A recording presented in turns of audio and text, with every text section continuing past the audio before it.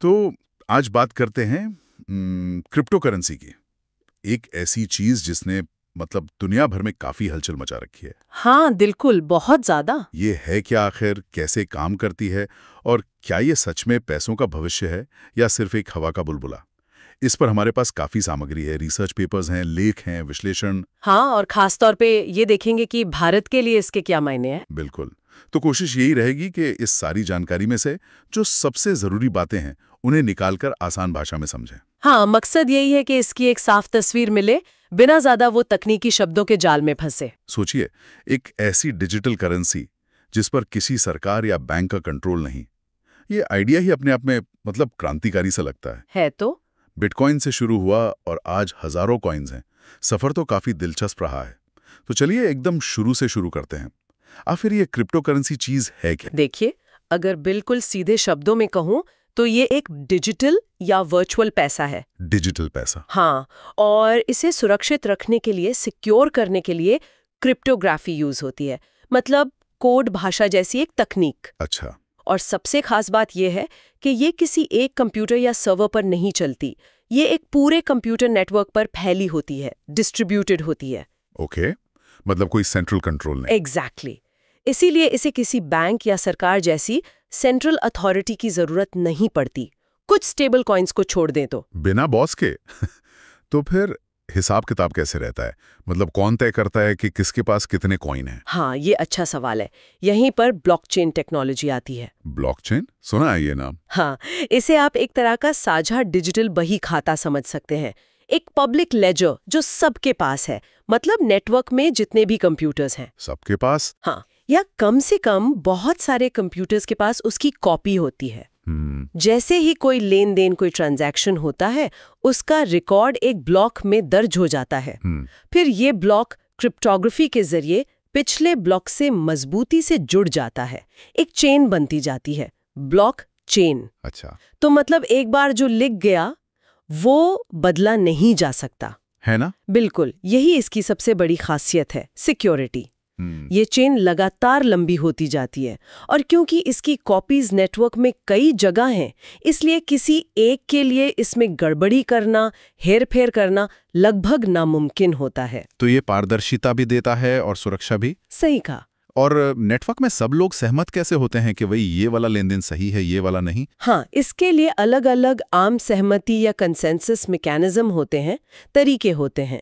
दो सबसे मशहूर हैं प्रूफ ऑफ वर्क यानी POW, POW और प्रूफ ऑफ स्टेक यानी POS। अच्छा, POW और POS। प्रूफ ऑफ वर्क में जो बिटकॉइन यूज करता है, उसमें कंप्यूटर्स को मुश्किल पहेलियां सुलझानी होती हैं, लेन देन को वेरीफाई करने के लिए। इसमें काफी कंप्यूटिंग पावर लगती है। और प्रूफ ऑफ स्टेक में जिनके पास उस करेंसी के ज्यादा कॉइन होते हैं, उन्हें वेरीफाई करने का, मतलब वैलिडेट करने का अधिकार मिलता है।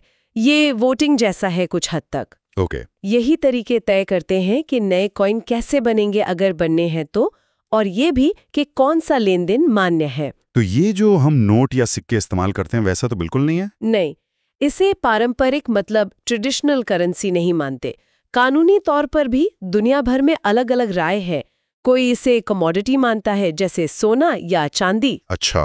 कोई इसे सिक्योरिटी मानता है जैसे शेयर, कोई कुछ और। असल में ये एक बिल्कुल नई तरह की संपत्ति है, एक नया एसेट क्लास।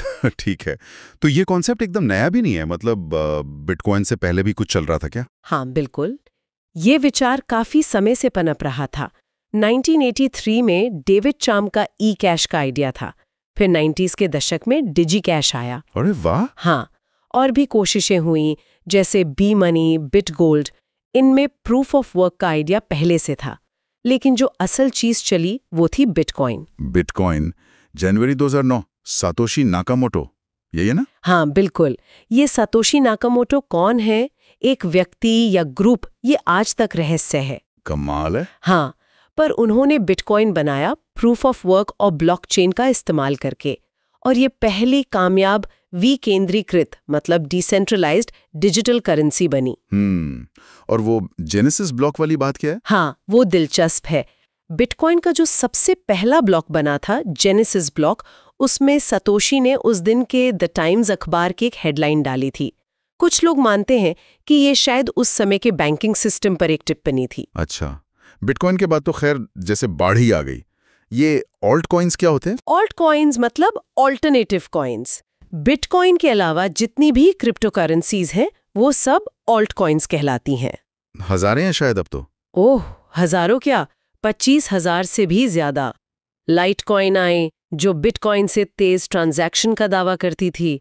फिर इथीरियम आए जिसने स्मार्ट कॉन्ट्रैक्ट का कॉन्सेप्ट पॉपुलर किया। स्मार्ट कॉन्ट्रैक्ट, ये क्या चीज है? स्मार्ट कॉन्ट्रैक्ट मतलब ब्लॉकचेन पर चलने वाले छोटे प्रोग्राम्स।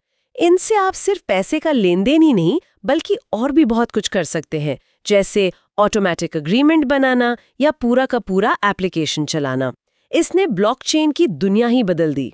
अच्छा, और वो स्टेबल कॉइन्स, उनके नाम से तो लगता है कि उनकी कीमत स्थिर रहती होगी। हाँ, उनका मकसद, उनका डिजाइन यही होता है। उन्हें अक्सर किसी असली दुनिया की करेंसी जैसे डॉलर या किसी और संपत्ति से जोड़ा जाता है, पेग किया जाता है, ताकि कीमत में ज्यादा उतार चढ़ाव ना हो। तो ये लेन देन के लिए ठीक रहते होंगे? हाँ, ट्रेडिंग वगैरह में काफी इस्तेमाल होते हैं, लेकिन ये नाम पर मत जाइएगा, हमेशा स्टेबल नहीं रहते। हमने देखा है टेरा यूएसडी या यूएसटी का क्या हाल हुआ। वो क्रैश हुआ तो पूरे मार्केट में उथल-पुथल मच गई थी। ओह हाँ, सुना था। और वो मीम कॉइन्स जैसे डॉज कॉइन, शिबा इनू, वो क्या है? वो तो एक अलग ही कहानी है। वो इंटरनेट मीम्स या मजाक से पैदा हुए हैं। मजाक से? हाँ, जैसे डॉज कॉइन एक कुत्ते के मीम पर बना था। इनमें निवेश करना मतलब बहुत ही ज्यादा जोखिम भरा है। इनकी कीमत अक्सर सिर्फ सोशल मीडिया की हवा पर चलती है, किसी असल वैल्यू पर नहीं। समझ गया। अच्छा, थोड़ा और तकनीक पर आते हैं। आपने प्रूफ ऑफ वर्क और प्रूफ ऑफ स्टेक की बात की, हाँ जी। और ये माइनिंग क्या भला है? देखिए, प्रूफ ऑफ वर्क POW जो बिटकॉइन में यूज होता है, उसमें माइनर्स होते हैं। ये लोग या कंपनियां अपने बहुत पावरफुल कंप्यूटरों का इस्तेमाल करके मुश्किल गणितीय पहेलियां हल करते हैं। पहेलियां? क्यों? ये पहेलियां हल करके ही वो नए लेन देनों को वेरीफाई करते हैं और नए ब्लॉक को ब्लॉकचेन में जोड़ते हैं। जो सबसे पहले पहेली हल करता है उसे इनाम मिलता है। इनाम में क्या? इनाम में मिलते हैं नए बने हुए बिटकॉइन। इसी पूरी प्रक्रिया को माइनिंग कहते हैं। लेकिन ये तो काफी मेहनत और बिजली का काम लगता है, बहुत ज्यादा। बिल्कुल, POW माइनिंग में भयानक बिजली खर्च होती है। एक एक ट्रांजैक्शन में काफी एनर्जी लगती है और यही इसकी सबसे बड़ी आलोचना है। पर्यावरण पर इसका काफी असर पड़ता है। इसी वजह से प्रूफ ऑफ स्टेक यानी POS जैसे विकल्प पॉपुलर हो रहे हैं। POS में आपको पहेलियां नहीं सुलझानी पड़ती। तो उसमें क्या होता है? उसमें जिनके पास पहले से उस करेंसी के कॉइन हैं, वो उन्हें स्टेक करते हैं, मतलब एक तरह से नेटवर्क में जमा करते हैं या लॉक करते हैं, और उनके स्टेक्ड कॉइन्स के आधार पर उन्हें नेटवर्क को सुरक्षित रखने और लेन देन वेरीफाई करने का मौका मिलता है। बदले में उन्हें रिवॉर्ड मिलता है। इसमें बिजली बहुत कम खर्च होती है। अच्छा, तो एथीरियम भी अब पॉज पर आ गया है, सुना था।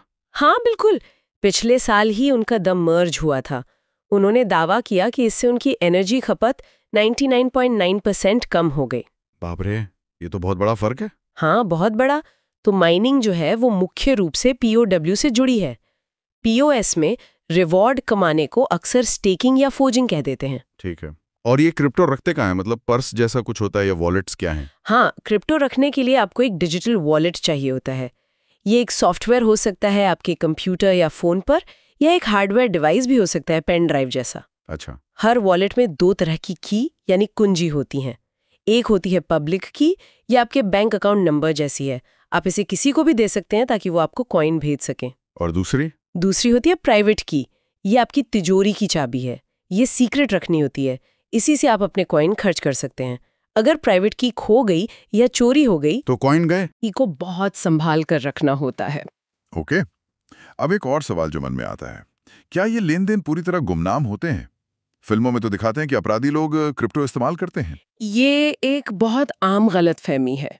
बिटकॉइन और ज्यादातर दूसरी क्रिप्टो करेंसीज असल में गुमनाम यानी अनोनिमस नहीं है, वो स्यूडोनिमस है। सूडोनिमस मतलब आपका असली नाम सीधे तौर पर लेन देन से नहीं जुड़ता, लेकिन आपका वॉलेट का पता यानी पब्लिक की और आपके सारे लेन देन पब्लिक ब्लॉकचेन पर दर्ज होते हैं। कोई भी उन्हें देख सकता है। अच्छा, तो अगर किसी तरह वो वॉलेट पता आपकी असली पहचान से जुड़ गया तो सब पता चल सकता है कि आपने कब किसको कितने कॉइन भेजे या किससे लिए। और आजकल ज्यादातर जो बड़े एक्सचेंज हैं जहां से आप खरीदते बेचते हैं, उन्हें KYC यानी नो योर कस्टमर नियमों का पालन करना होता है। मतलब आपको अपनी पहचान बतानी पड़ती है। तो पूरी तरह गुमनाम नहीं है। नहीं, हाँ, कुछ प्राइवेसी फोकस्ड कॉइन जरूर हैं, जैसे मोनेरो या जी कैश, जो लेन देन को छिपाने के लिए खास टेक्नोलॉजी इस्तेमाल करते हैं, लेकिन वो अलग केस है। समझ गया। चलिए अब आते हैं इसके अर्थशास्त्र पर, पैसे वाली बात पर। लोग क्रिप्टो खरीदते बेचते कहाँ हैं और ये कीमतें इतनी ऊपर नीचे क्यों होती रहती हैं? खरीदने बेचने के लिए मेन जगह है क्रिप्टो करेंसी एक्सचेंज। ये ऑनलाइन प्लेटफॉर्म होते हैं, जैसे शेयर बाजार होता है वैसे ही ये क्रिप्टो के बाजार हैं। यहाँ आप अपने देश की करेंसी जैसे रुपया या डॉलर देकर क्रिप्टो खरीद सकते हैं या एक क्रिप्टो को दूसरे में बदल सकते हैं। और कीमतों का क्या सीन है? इतना उतार चढ़ाव? हाँ, अस्थिरता यानी वॉलेटिलिटी तो क्रिप्टो बाजार की पहचान है। ये पारंपरिक शेयर बाजार या सोने की कीमतों से कहीं ज्यादा अस्थिर है। कीमतें एक दिन में 10-20% ऊपर नीचे होना आम बात है। बाप रे, इतना क्यों? इसके कई कारण हैं। एक तो ये अभी भी नया बाजार है, सप्लाई और डिमांड का खेल तो है ही। फिर बहुत ज्यादा अटकलें लगती हैं, मतलब स्पेक्यूलेशन, रेगुलेशन को लेकर कोई खबर आ जाए, जैसे भारत में टैक्स वाली खबर आई थी। हाँ बिल्कुल, या कोई बड़ी हैकिंग हो जाए, या कोई बड़ा एक्सचेंज डूब जाए जैसे FTX डूबा था, या दुनिया भर में आर्थिक माहौल कैसा है। ये सब चीजें कीमतों पर बहुत तेजी से असर डालती हैं। बिटकॉइन में एक और चीज होती है, हाल्विंग। हर 4 साल में माइनर्स को मिलने वाला रिवॉर्ड आधा हो जाता है। इससे नए बिटकॉइन बनने की रफ्तार कम हो जाती है। इसका भी कीमत पर असर पड़ता है। अच्छा। और आजकल क्रिप्टो ETF की भी बहुत बात हो रही है। ये क्या चीज है? ETF मतलब एक्सचेंज ट्रेडेड फंड। जैसे आप शेयर बाजार में निफ्टी 50 का ETF खरीद सकते हैं, जो निफ्टी की 50 कंपनियों के प्रदर्शन को ट्रैक करता है। हाँ, वैसे ही क्रिप्टो ETF एक ऐसा फंड है जो किसी क्रिप्टो करेंसी जैसे बिटकॉइन की कीमत के प्रदर्शन को ट्रैक करता है। इसे खरीदने का मतलब है कि आप सीधे कॉइन खरीदे बिना उसकी कीमत के उतार चढ़ाव में निवेश कर रहे हैं। तो ये आसान तरीका हुआ निवेश का? हाँ, कुछ मायनों में। आप इसे अपने रेगुलर शेयर ब्रोकर के अकाउंट से खरीद बेच सकते हैं। आपको वॉलेट बनाने, प्राइवेट की संभालने का झंझट नहीं रहता। अच्छा। ये ETF 2 तरह के होते हैं, स्पॉट ETF जो सीधे वो क्रिप्टो खरीद कर रखते हैं, और फ्यूचर्स ETF जो क्रिप्टो के वायदा अनुबंधों मतलब फ्यूचर्स कॉन्ट्रैक्ट्स में निवेश करते हैं। अमेरिका में हाल ही में स्पॉट बिटकॉइन ETFs को मंजूरी मिली है, जो एक बड़ी बात मानी जा रही है। लेकिन इसमें जोखिम तो हो गई। बिल्कुल, जोखिम तो उतना ही है जितनी खुद क्रिप्टो करेंसी में। कीमतें उतनी ही अस्थिर रहेंगी। ऊपर से इन ETFs की अपनी फीस भी हो सकती है। और क्योंकि क्रिप्टो बाजार पर अभी भी निगरानी उतनी मजबूत नहीं है, तो धोखाधड़ी का खतरा भी रहता है। चलिए अब जरा भारत की बात करते हैं। यहाँ क्रिप्टो को लेकर क्या स्थिति है? मतलब लीगल है, इलीगल है, क्या सीन है?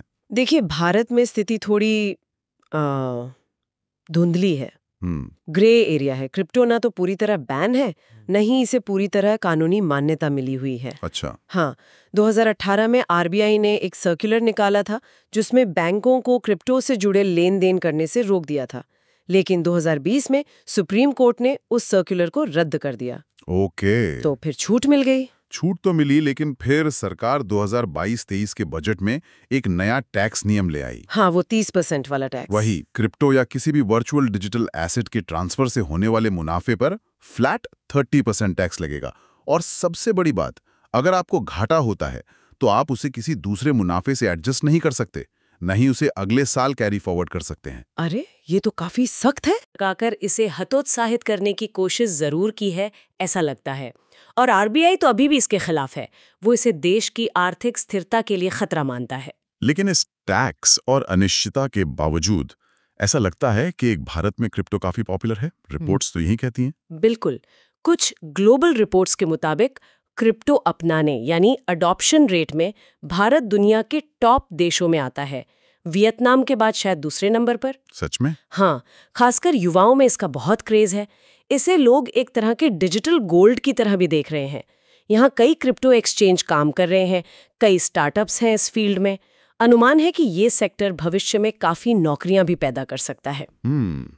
तो भारतीय निवेशकों के लिए मुख्य चिंताएं क्या हैं अभी? सबसे बड़ी चिंता तो यही रेगुलेशन की कमी और ये भारी भरकम टैक्स ही है।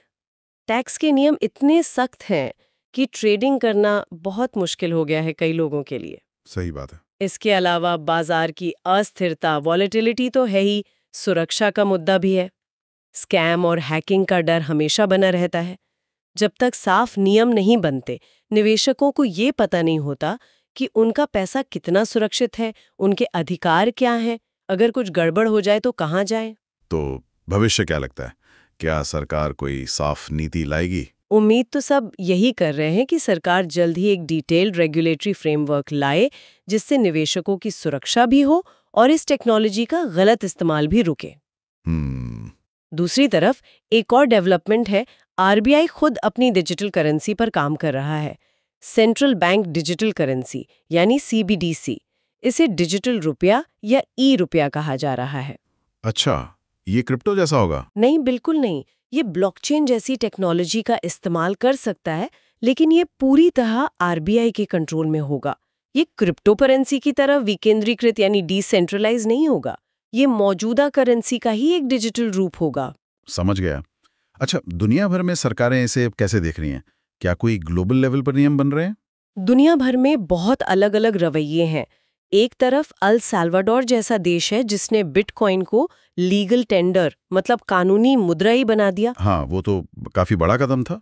बिल्कुल। दूसरी तरफ चीन है जिसने क्रिप्टो माइनिंग और लगभग हर तरह के क्रिप्टो लेन देन पर पूरी तरह पाबंदी लगा दी है। बाप रे, बिल्कुल उल्टा।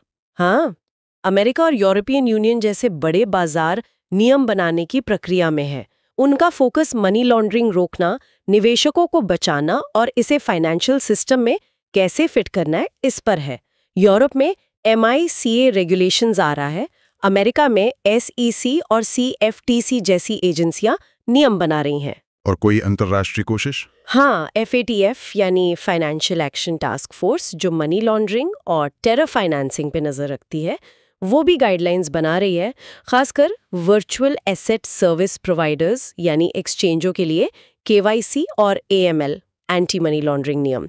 एक ट्रैवल रूल भी है जिसमें ट्रांजैक्शन के साथ भेजने और पाने वाले की जानकारी भेजना जरूरी होता है। यानी रेगुलेशन एक बहुत बड़ा मुद्दा है पूरी दुनिया में।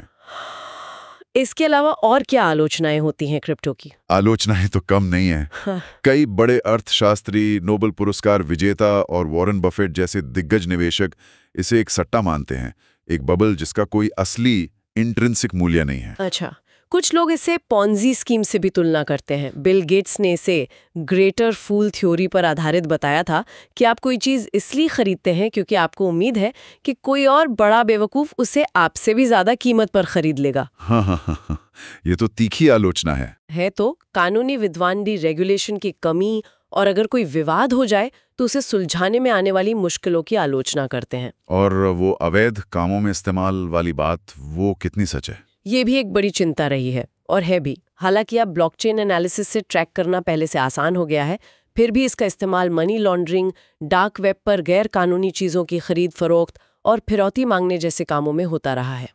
और स्कैम्स और हैकिंग तो है ही। माउंट गॉक्स एक्सचेंज का डूबना एक क्लासिक उदाहरण है।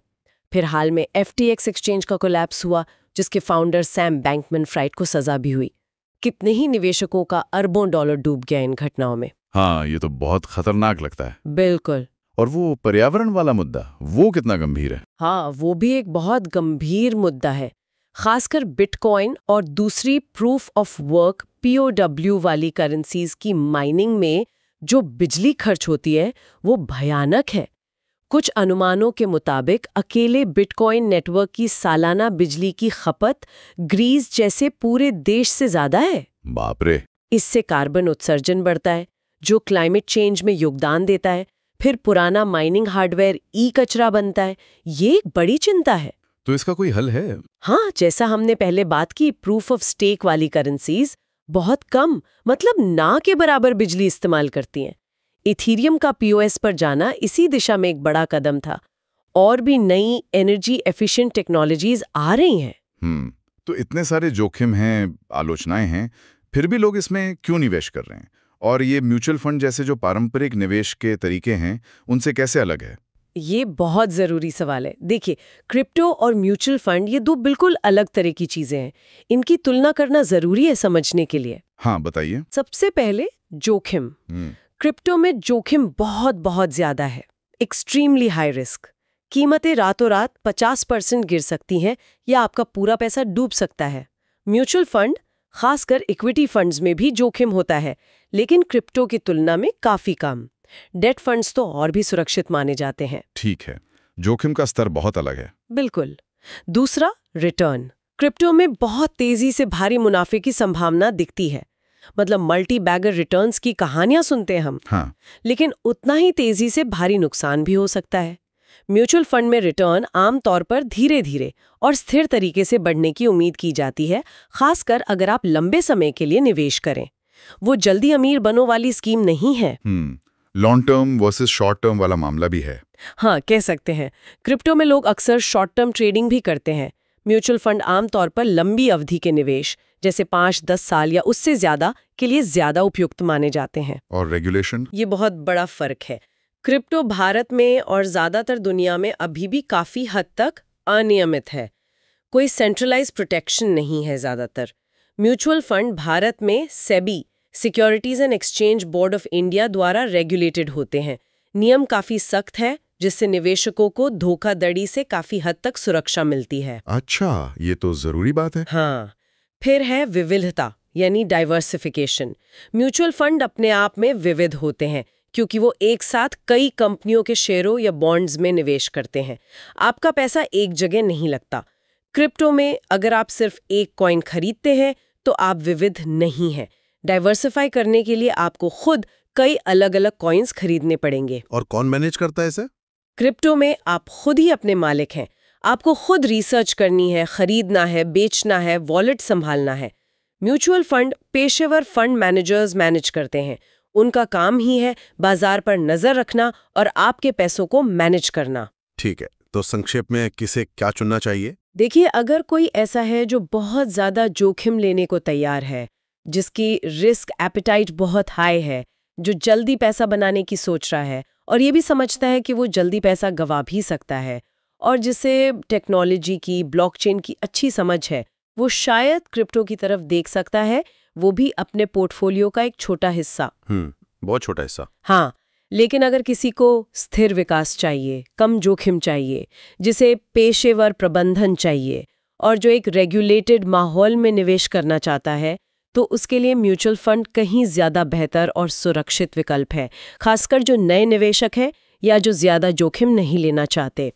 ये बहुत साफ हो गया। तो कुल मिला के क्रिप्टो करेंसी एक बहुत ही जटिल और तेजी से बदलती हुई चीज है, एक दो-धारी तलवार है। बिल्कुल, इसमें टेक्नोलॉजी की जबरदस्त क्षमता है, इसमें शक नहीं। विकेंद्रीकरण का, पारदर्शिता का वादा है, लेकिन साथ ही इसमें भारी जोखिम है, अस्थिरता है, सुरक्षा की चिंताएं हैं और रेगुलेशन को लेकर अनिश्चितता है। भारत जैसे देशों के लिए ये एक बड़ा मौका भी हो सकता है, इनोवेशन का, फिनटेक को बढ़ावा देने का। लेकिन ये एक बड़ी चुनौती भी है। सही रेगुलेशन और लोगों में जागरूकता बहुत ज़रूरी है, ताकि इसका सही इस्तेमाल हो सके और गलत इस्तेमाल रोका जा सके। सही बात है। तो हमारे श्रोताओं के लिए एक सवाल छोड़ जाते हैं। क्या ये क्रिप्टो करेंसी और ब्लॉकचेन ये सिर्फ एक नई तरह की संपत्ति या सट्टेबाजी का तरीका है, या फिर क्या ये टेक्नोलॉजी हमारी अर्थव्यवस्था, हमारे समाज, यहाँ तक कि सरकार के साथ हमारे रिश्ते को, हमारी स्वतंत्रता की अवधारणा को वाकई बदलने की ताकत रखती है? और क्या हमें पूरी तरह से विकेंद्रीकृत, डिसेंट्रलाइज्ड भविष्य की तरफ ही बढ़ना चाहिए, या फिर स्थिरता और सुरक्षा के लिए किसी न किसी तरह का केंद्रीकृत नियंत्रण, सेंट्रलाइज कंट्रोल हमेशा जरूरी रहेगा? इस पर सोचिएगा जरूर। अगर आपको वीडियो पसंद आया हो तो लाइक, शेयर और सब्सक्राइब जरूर करें।